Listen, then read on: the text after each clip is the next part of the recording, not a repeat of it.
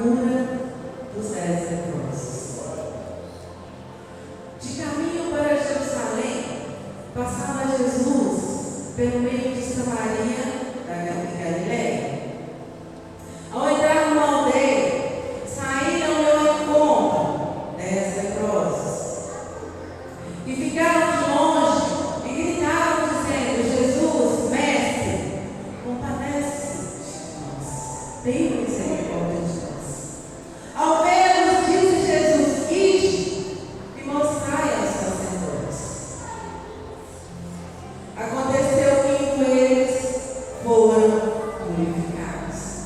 Um dos 10, vendo que fora curado, voltou dando glória a Deus em alta voz, e prostrando-se com o seu rosto em terra aos pés de Jesus, agradecendo-lhe, e este é samaritano.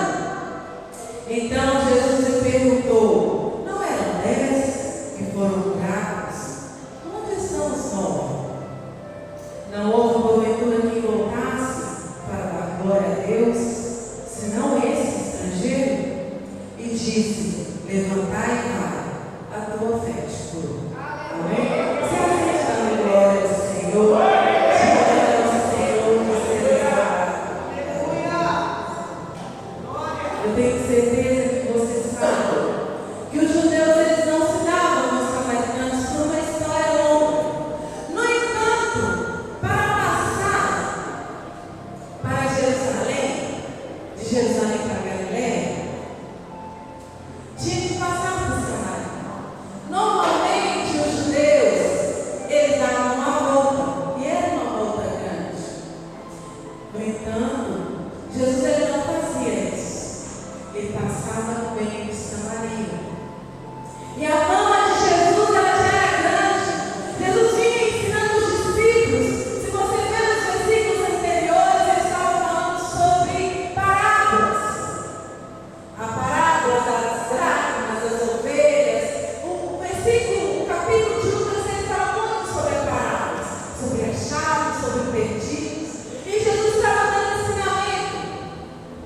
No entanto, parábolas são ilustrações de coisas que acontecem reais, mas não aconteceram. Quando Jesus ele entra para passar de Jerusalém para Galiléia e Samaria, 10 leprosos vêm a seu encontro. Os leprosos, eles eram pessoas que tinham que estar afastadas do restante do povoado. Eles ficavam longe, eles ficavam restritos. Eles não podiam ver ninguém, porque senão ela poderia ser passada.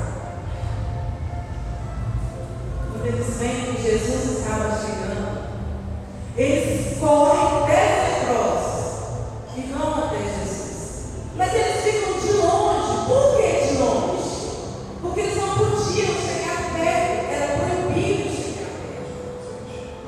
Só que uma coisa me chama a atenção, que eles falam o seguinte: Jesus, tem misericórdia de nós, se compadece de nós. Eles já sabiam que Jesus tinha o poder da cura. Só que Jesus não cura eles, não naquele momento. E os leprosos, quando eram curados, eles tinham que primeiro levar ao sacerdote para que seja confirmada a primeira cura, para depois eles voltarem à sociedade. E Jesus vira para eles e fala o seguinte: vai e mostra aos sacerdotes. No entanto, eles ainda não estavam curados, mas eles saem correndo para mostrar aos sacerdotes. E isso é a primeira lição que eu quero mostrar para vocês. Porque eles eram rejeitados pela sociedade. Eles eram isolados por causa da lepra. E eles não tinham esperança. Porque hoje a lepra ela tem um nome um pouco diferente, ela chama rancenias. Não é algo que tem cura, mas é algo que é uma coisa controlável. Você não ouve falar mais que alguém com rancenias, ela está isolada da sociedade. Naquela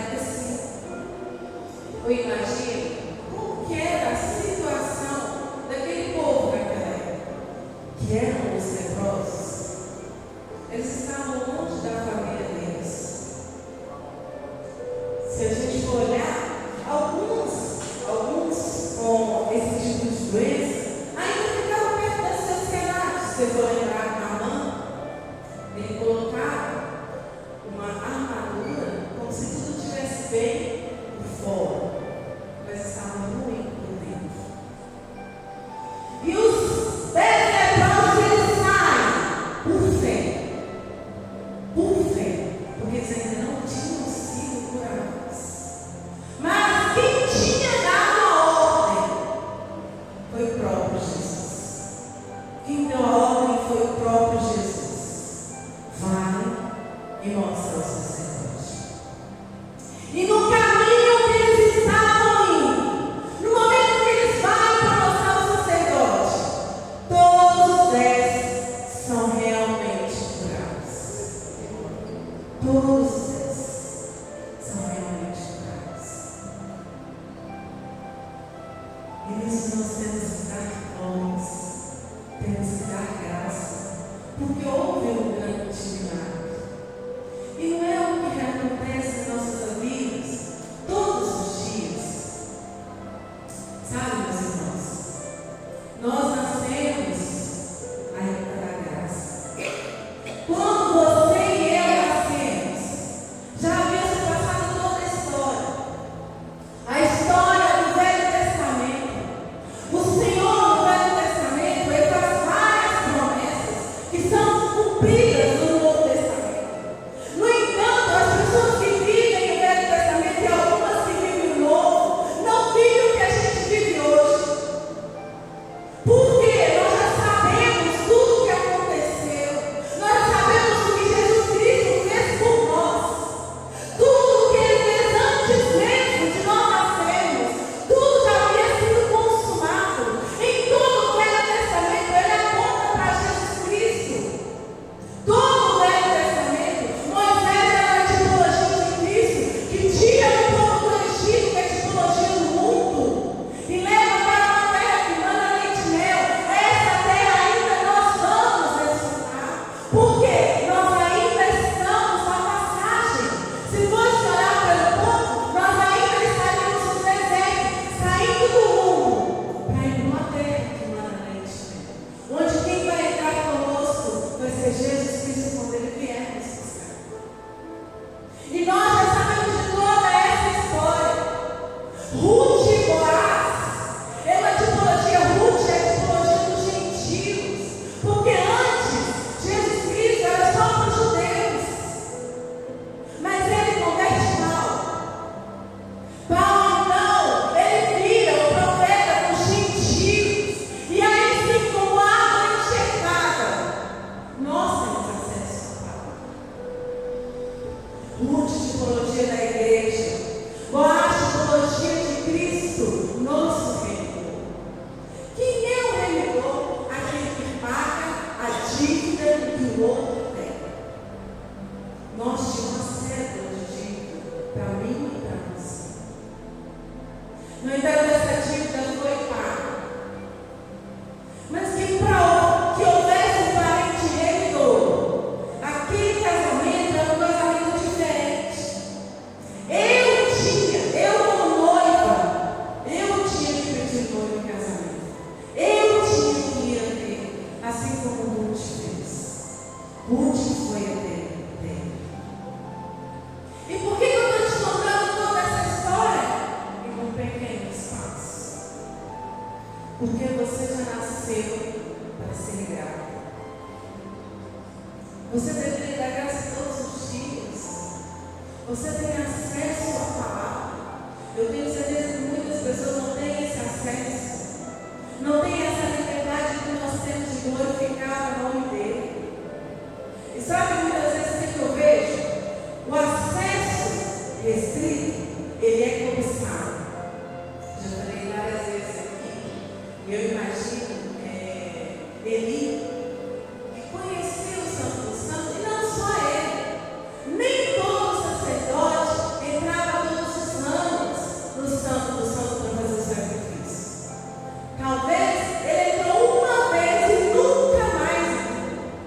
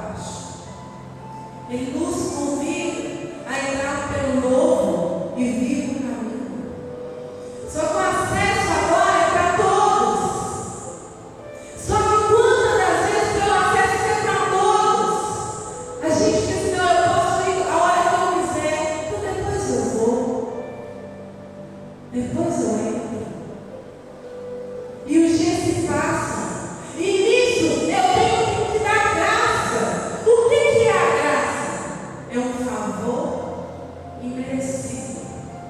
Nós não merecíamos. Nós não merecíamos nada. Nós não merecíamos nada. Sabe o que nós merecíamos? O fogo do inferno. Era isso que nós merecíamos. E aí está a misericórdia. Eu mereço o fogo do inferno, mas o Senhor vem com a sua graça e nos dá a vida eterna. E tudo isso foi o amor. Tudo isso foi o amor. Voltando à história dos 10 leprosos, os 10 vão, somente um volta. Quando ele vem que está curado, ele volta. Quando ele volta, ele faz ele tem algumas atitudes. A primeira atitude que ele teve, ele voltou e deu glória. E ele dava glória em alta voz. E ele prostra o seu rosto em terra. E imagina a felicidade. Mas a felicidade era de todos os leprosos. Não era só dele. No entanto, qual que era a intenção dos 10? Ou dos 9, e aí um que voltou? A dos 10, a dos 9 foram. Era querer mostrar para o sacerdote: eu estou limpo, eu posso voltar para a sociedade. Eu posso estar de novo dentro da sociedade. Mas não volta. E ele fala assim: agora eu posso ficar diante do rei. Agora eu posso dar glória em alta voz. Agora eu posso me prostrar aos seus pés. Eu posso ficar bem pertinho dele. Porque eu fui curado. Porque eu recebi uma bênção tão grande, que eu vou dar graças a ele. E me prostrar-se é uma dos significados de adoração. Hoje nós podemos nos prostrar com o nosso coração, dizer que ele é santo, dar glória a ele. E ele prostra com o rosto em terra. Eu te adoro, porque eu tenho uma graça muito grande. E agradecendo, e este era samaritano. É lógico que a Bíblia, quando Lucas ele vai escrever, ele frisa a questão de ele ser samaritano. Porque os samaritanos não estavam com os judeus. E ele, diante dos judeus, Jesus prostra-se aos seus pés.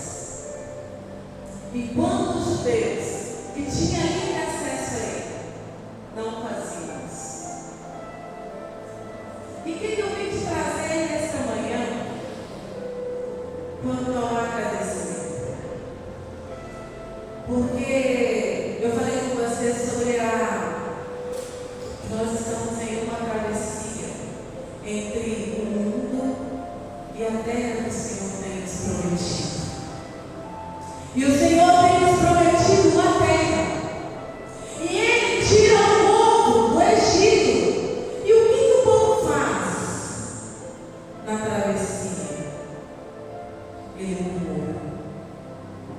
E o que é a murmuração? É ingratidão. Tudo que o Senhor tem feito por nós. E cada um aqui foi plantado em um lugar. Eu não sei qual lugar você está plantado, mas você está plantado em um lugar. O Senhor, Ele não vai te deixar, Ele não te deixa em nenhum lugar que você estiver. Porque se nós estivermos no hospital, ali você foi plantado e ali você precisa florescer e dar frutos. Se nós estivermos dentro de nossa família, independente de qual situação seja lá, você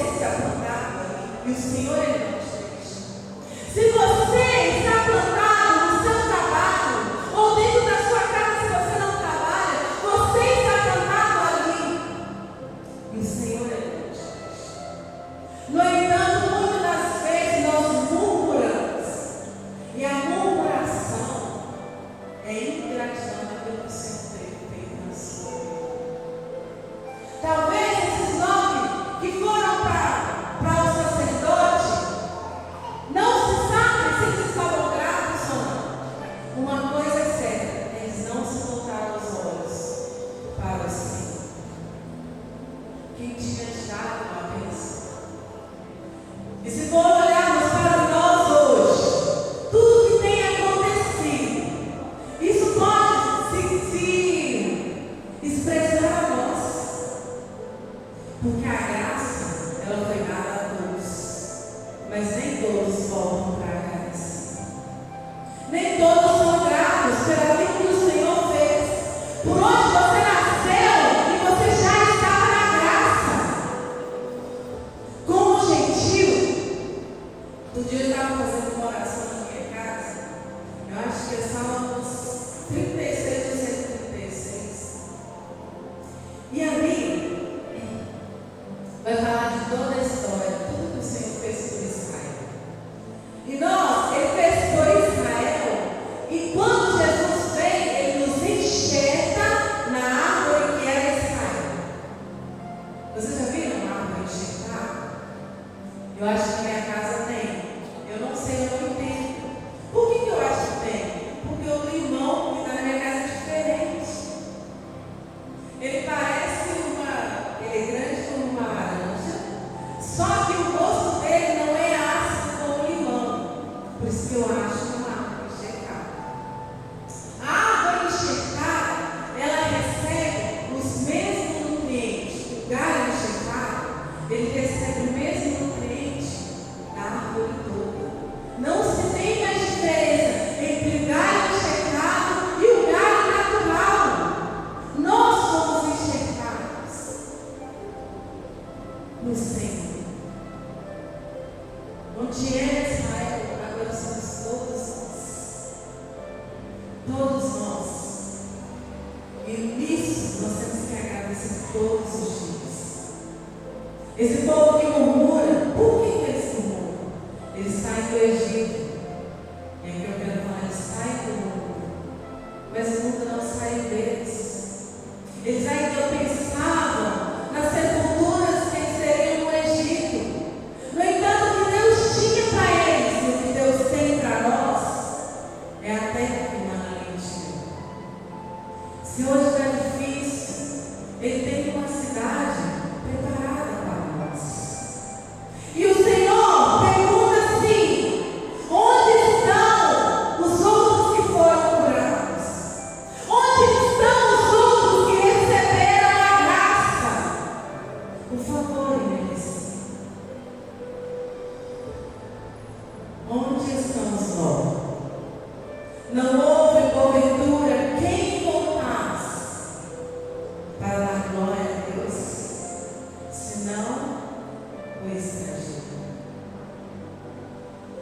E esse recebe mais do que a cura. Esse recebe a salvação.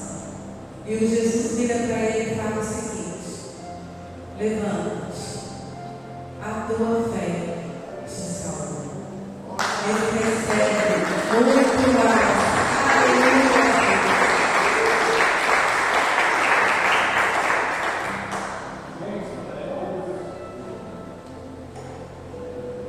Mas às vezes é difícil dar glória, né? Paulo, ele estava num momento de muita perseguição. Ele estava sendo perseguido.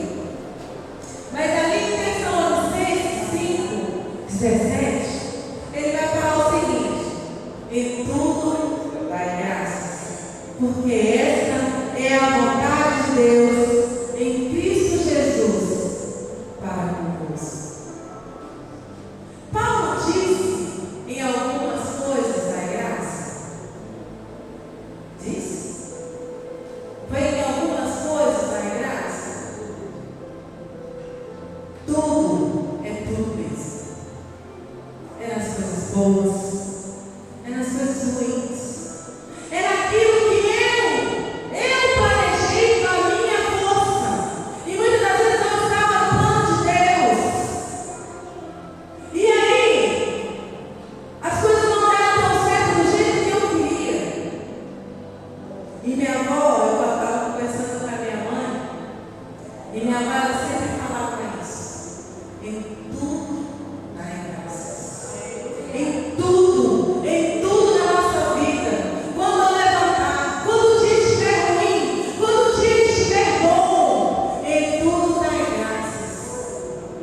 E você já viu que o dia é ruim?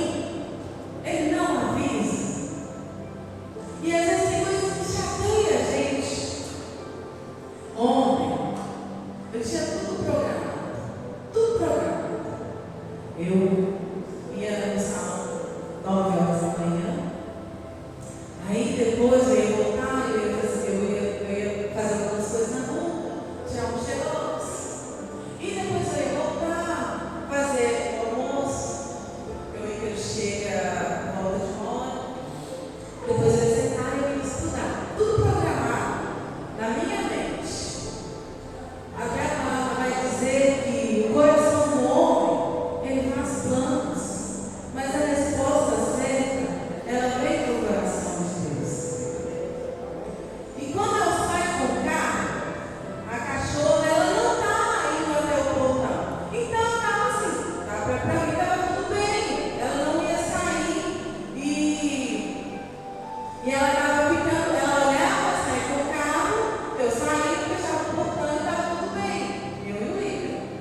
Ontem, eu abri o portão, ela veio correndo, aí eu falei assim, cara, vai sair. E saí com o carro, aí eu tive que fechar o portão. Na hora que eu olhei, a caixa estava dois postes para lá.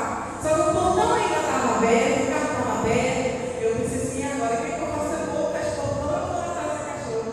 E ela, quando a gente chega perto dela e chama ela acha que a gente está brincando e corre mais na frente ainda. Só que eu saí, já era 8h40. Não dava tempo e eu tinha que abastecer o carro ainda. Eu pensei assim, oh meu Deus, eu não vou atrás. Eu voltei, fechei o portão, entrei no carro. Na hora que eu olhei, eu nem estava vendo ela mais. E em que eu pensei? Eu ia ficar chateada, mas não muito. Mas o que ia ficar muito chateada. E semana que vem ia ficar no aniversário dele. Aí eu pensei assim, meu Deus, ele vai ficar muito chateado por causa da cachorra. Só que eu fui abastecer o carro e isso me chateou muito. E eu fiquei orando no carro. Só, meu Deus, sem misericórdia, não tem ideia. Ela não sabe ir para a rua, ela não sabe voltar, ela não sabia, ela não ia saber voltar. Eu ainda, antes de ir para o meu compromisso, eu ainda dei uma volta no quarteirão, eu não vi ela, não vi. Eu ainda dei a volta assim um pouco, mas eu não poderia andar muito. Aí eu fui abastecer o carro, fui no meu compromisso, tirei um xerox, eu sei que quando eu voltei já era 11 horas. Aí eu dei ré no carro para entrar, abri o portão, ela não estava. E nisso eu já tinha acordado, ela subia para ela não sair. Aí eu pensei, eu já ia pensar em como eu ia contar para ele, que a cachorra fugiu. Aí eu só ia pensar ainda, só que na hora que ele começou a subiar para a cachorra, e ela não veio, ele já saiu lá na porta e já parou lá no portão. Aí ele continuava subiando. Aí ele disse assim, mãe, ele já estava com o rosto assim, um semblante de mim. Mãe, cadê a Liz? Aí eu falei assim, Rian, entra aqui no carro para eu conversar com você. Ele nem entrou, eu falei assim, filho, mãe não sabe cadê a cachorra. Ela nem falei que era de manhã, não, eu mudei essa parte. Eu falei assim, ela saiu e eu não sei cadê ela, não deu para mim atrás dela. E quando eu cheguei com 11 horas, eu dei a volta assim, eu moro ali perto do César, do Mariolita, eu fui assim atrás dele, subi lá no Monte Castelo, desci a Cocobá, fui em vários lugares, mas não encontrei. E aí, na hora que o Rian assobiou, eu vi lá na frente, assim, uma cachorrinha preta, era pretinha. Eu falei assim, nossa, engraçado. E aí eu estava conversando com ela, eu estava olhando assim, numa árvore que estava do outro lado do quarteirão. Aí eu falei assim, Rian, assobia de novo. Aí ele assobiou, ela levantou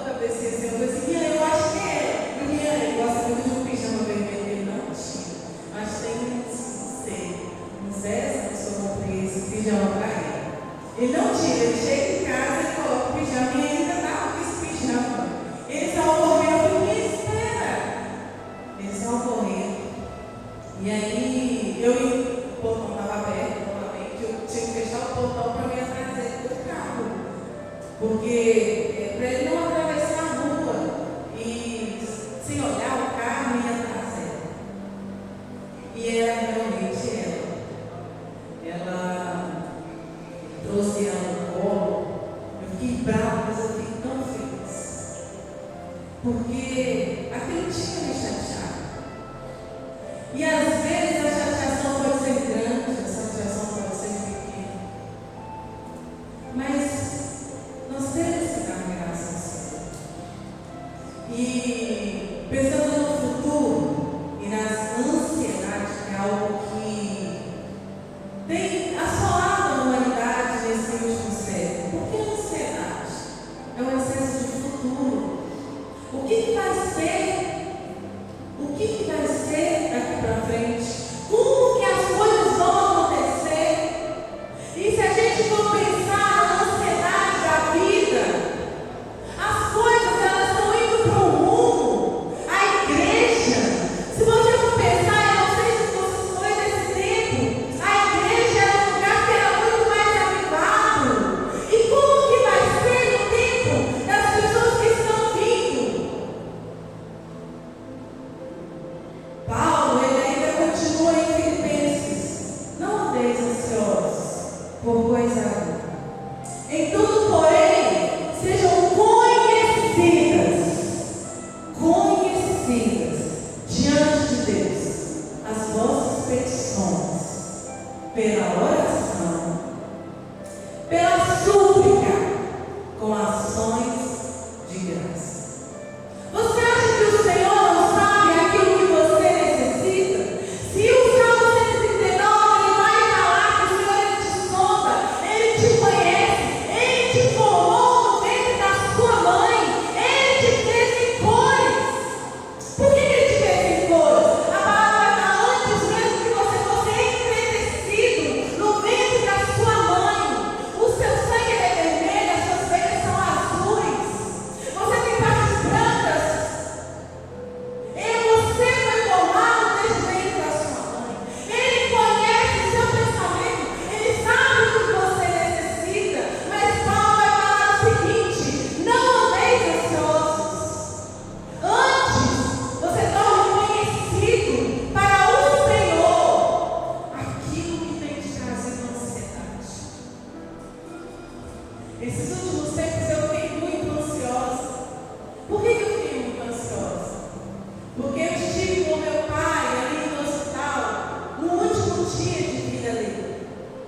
E aquilo me trouxe uma ansiedade muito grande. Porque eu ficava pensando no estado dele lá, eu ficava pensando assim: agora, como que vai ser o futuro?